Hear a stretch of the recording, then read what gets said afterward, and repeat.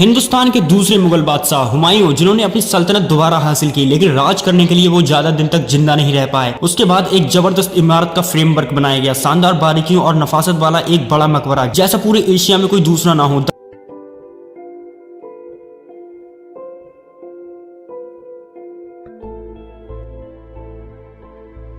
दशकों बाद ये अब तक के सबसे शानदार मकबरे की एक मिसाल बन गया और अब 4 सदियों बाद संरक्षण करता इस वर्ल्ड हेरिटेज को इसकी पहली जैसी शानो शौकत वापस कायम करने में लगे हैं। इन्होंने इस पर लगी परतें हटा दी और मुगलों की दिलचस्प दास्तां को फिर से उजागर करने में लग गए। क्या ये मकबरा एक बेगम की अपने बादशाह के लिए बेइंतहा मोहब्बत की मिसाल थी, या एक जवान बादशाह द्वारा बनवाई गई अपने पिता की एक यादगार, या फिर मुगल सल्तनत होने का ऐलान था? पत्थर की इस शानदार इमारत में बादशाह हुमायूं आखिरी नींद में है और यहीं पर दफन है इस मकबरे के सारे राज। जब कुछ समय पहले दिल्ली का मौसम बहुत ज्यादा खराब था और जब हवा 100 किलोमीटर प्रति घंटे की रफ्तार से ज्यादा तेज चल रही थी, तब उस समय इस पर एक कलश लगा था जो उस तूफान की हवा को झेल नहीं पाया और टूटकर नीचे गिर गया और बाकी की इमारत सही सलामत बच गई थी। ये कलश 6 मीटर लकड़ी पर जड़ा हुआ था जिसे मकबरे की छत पर लगाया गया था। ये मकबरा ऐसे ही सैकड़ों तूफान झेलते आ रहा है, लेकिन हुमायूं का मकबरा 4.5 सदियों से आज भी सर उठाए खड़ा है। लेकिन वक्त की बेरहमी इस मकबरे पर साफ नजर आने लगी थी। मौसम और अनदेखी से मध्यकाल की इस खूबसूरत इमारत को बहुत नुकसान पहुंचा था। आगा खान ट्रस्ट फॉर कल्चर और आर्कियोलॉजिकल सर्वे ऑफ इंडिया के लोग 21वीं सदी की शुरुआत से ही सरदोराव जी और टाटा ट्रस्ट की हेल्प से इस मकबरे की हिफाजत करने में लग गए हैं। कई एक्सपर्ट की टीम ने हुमायूं के मकबरे को पहले जैसा बनाने के आइडिया पर काम किया। 450 साल पुराने बनने वाले इसके तौर तरीकों से हुई मरम्मत ने हुमायूं का मकबरा धीरे धीरे फिर से चमकने लगा। 2 दशक में खंडर हुए इस मकबरे की शान फिर से लौट आई थी। लेकिन जितना ये आसान आपको लग रहा है, ये उतना आसान था नहीं। इस मकबरे का कलश का अचानक टूटना बड़ी मुसीबत थी और मकबरे में गुम्मद के ऊपर लगा कलश इस इमारत की शान थी। ये विशाल गुम्मद की बुलंदी में 4 चांद लगाता था। सैकड़ों साल बाद तांबे के कलश पर चढ़ाई गई सोने की परत आज भी नजर आती है। इस गुम्मद को सही करने वाली टीम को इस कलश पर अनबिलीवेबल इंफॉर्मेशन मिली। इस कलश पर एक इंसान बना था और कुछ लिखा हुआ था। जब लैब में इसका हाई रेजोल्यूशन स्कैन किया गया तो पता चला कि उसमें झुककर नमाज पढ़ रहा एक आदमी था और ये आदमी बेहतरीन मुगल आउटफिट में था और इस आदमी का चेहरा बिल्कुल मिटा दिया गया था।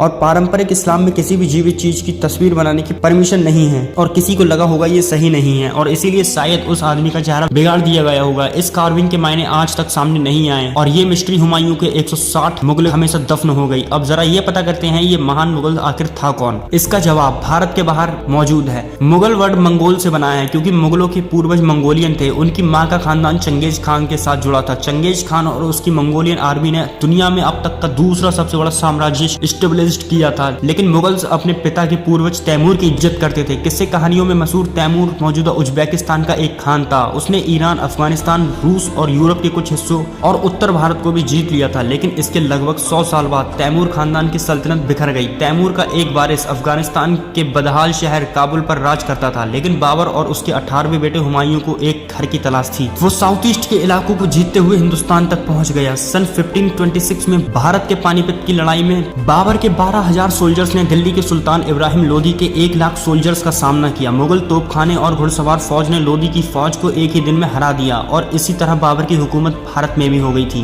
बाबर के बाद गद्दी पर उनके वारिस नसीरुद्दीन हुमायूं के मिली और उस टाइम हुमायूं शादीशुदा थे, लेकिन फिर भी किसी और को दिल दे बैठे। पर्शिया की एक सभ्य परिवार की बेटी जिसका नाम था हमीदा बानो।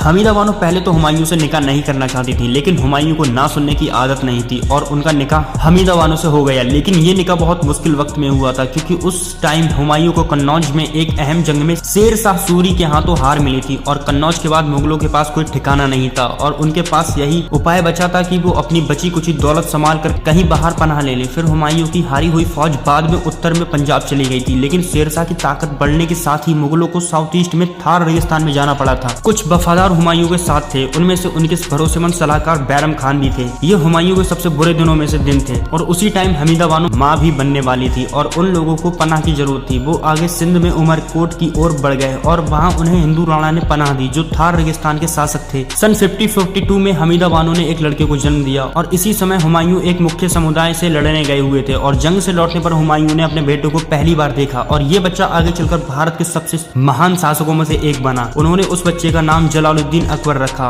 और आज दुनिया उसे द ग्रेट अकबर के नाम से जानती है और इतिहास में सिर्फ 3 लोगों के साथ ही महान लगाया जाता है। पहले Alexander the great, Ashoka the great और द ग्रेट अकबर। हुमायूं बचे हुए 40 लोगों के साथ अफगानिस्तान के रास्ते ईरान की ओर निकल पड़े। 6 6 महीने के अकबर हिमालय की खतरनाक पहाड़ियों का सफर नहीं झेल सकते थे, इसलिए कंधार में हुमायूं की बीवी के पास उन्हें छोड़ दिया गया था। लेकिन मुश्किल सफर में भी हमीदा बानो हमेशा हुमायूं को साथ देती रही। कहते हैं जिंदा रहने के लिए उन्हें अपने घोड़े का मांस भी खाना पड़ा था। और इतिहासकारों का कहना है कि उस समय हुमायूं काबुल और कंधार दोनों जगह से पूरी तरह कटे हुए थे। उन्हें लगा कि उन्हें बस एक ही जगह पनाह मिल सकती है, ईरान में। ईरान के शासक शाह तहमास्प ने हुमायूं की मदद की, जिसकी उन्हें बहुत ज्यादा जरूरत थी। कई महीनों के इंतजार के बाद शाह ने हुमायूं को अपनी खोई हुई सल्तनत वापस करने के लिए सोल्जर्स की मदद देने की पेशकश की, लेकिन इस सौदे की कीमत भी थी। उन्होंने कहा हुमायूं को सुन्नी इस्लाम छोड़कर शाह की तरफ शिया मुसलमान बनना पड़ेगा। दोनों के बीच क्या हुआ ये कोई नहीं जानता, लेकिन कहा जाता है हुमायूं ने एक तोहफा देकर शाह को मना लिया था, और ये तोहफा एक बहुत बड़ा हीरा था। कहा जाता है ये हीरा कोहिनूर था,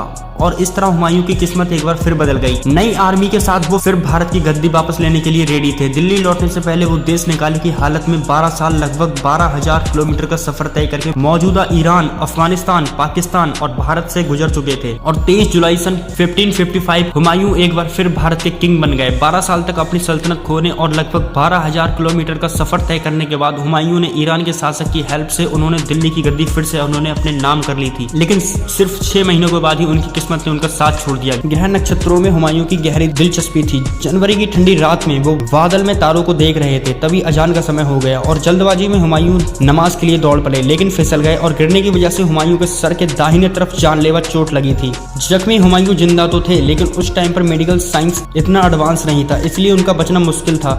हुमायूं के सलाहकारों को तेजी से काम करना पड़ा, क्योंकि वो सलाहकार जानते थे कि हुमायूं के भाई और रिश्तेदार गद्दी हथिया सकते हैं और हुमायूं के बेटे अकबर से बादशाह का हक छीन सकते हैं। कुछ दिनों मौत से लड़ने के बाद भारत के दूसरे मुगल बादशाह नसीरुद्दीन हुमायूं ने आखिरी सांस ली। इसके बाद कई दिनों तक हुमायूं की मौत का सच दुनिया से छुपा कर रखा गया। लोगों को गुमराह करने के लिए बादशाह हुमायूं जैसी शक्ल सूरत वाले एक आदमी को हर सुबह किले में घुमाया जाता था और फिर अगले बार इसको गद्दी पर बैठाने की तैयारी शुरू की गई। दिल्ली से कुछ दिनों की दूरी पर कल्लौर पंजाब में जलालुद्दीन अकबर को तैयार किया गया। हुमायूं के भरोसेमंद सलाहकार बैरम खान को उनका संरक्षक बनाया गया। बादशाह बनने वाले इस लड़के की ताज पृष्टि की रस्म बहुत जल्दबाजी में पूरी कर दी गई। जलाल अब अकबर बन गए थे, या कहें भारत के बादशाह। एक बादशाह दूसरी दुनिया में चला गया और दूसरे बादशाह ने उनकी जगह ले ली। बादशाह जलालुद्दीन मोहम्मद अकबर उस टाइम सिर्फ 13 साल के थे और दूर कहीं हमीदा बानो हुमायूं की मौत से काफी परेशान थी। उस समय की ज्यादातर औरतों की तरह ये भी अपने पति को दफनाने की रस्म में शामिल नहीं हो सकी। कुछ लोगों का मानना है कि हमीदा बानो ने अपने पति का मकबरा बनाने को अपनी जिंदगी का मकसद बना लिया था और अब बारी थी मकबरे के बनने की। तो हम इसके अगले पार्ट में जानेंगे कि मकबरा कैसे और क्यों बनवाया गया था, क्योंकि ये वीडियो पहले ही बहुत लंबा हो चुका है।